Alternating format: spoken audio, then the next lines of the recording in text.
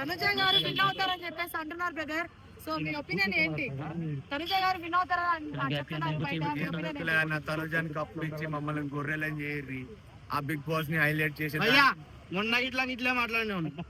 అదే మొన్నటి నుంచి మళ్ళా తనుజక్క అస్తమానం తనుజక్క గేమ్ ఆడతలేరా అక్క? ప్రజలు చూస్తలేరా? ప్రతి గేమ్ ఆడుతుంది, ప్రతి దాంట్లో పార్టిసిపేట్ చేస్తుంది.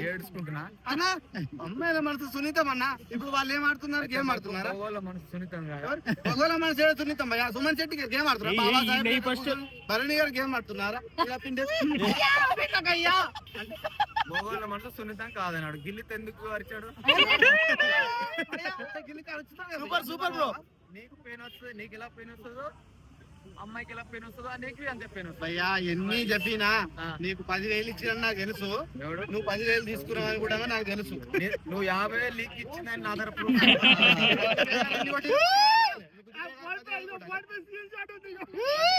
భయ్యా తీసుకో, ఎంజాయ్ చేయి.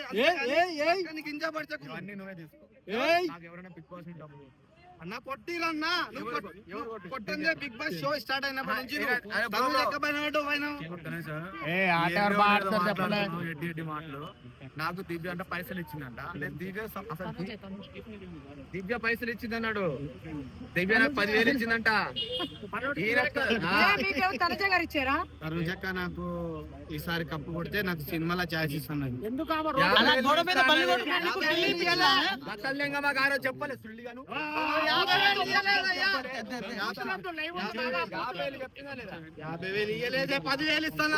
100 మంది కెమెరా మ్యాన్లు ఉన్నారు బ్రో. ఈయన ఆ రోజు ఏమన్నాడు? మొన్న సాయంత్రం 50,000 నాకు తనుజ ఇచ్చింది అన్నాడు. అయ్యా మీరు అందరు బాధపడకుండా, పోకర్ గాడు నాకు వచ్చి మాట్లాడతాడు. భయ్యా ఒక్క నిమిషం అందరికి చెప్తున్నా అక్క, తనుజ అక్క గేమ్ చేసి ఒక్క నిమిషం నన్ను మాట్లాడండి.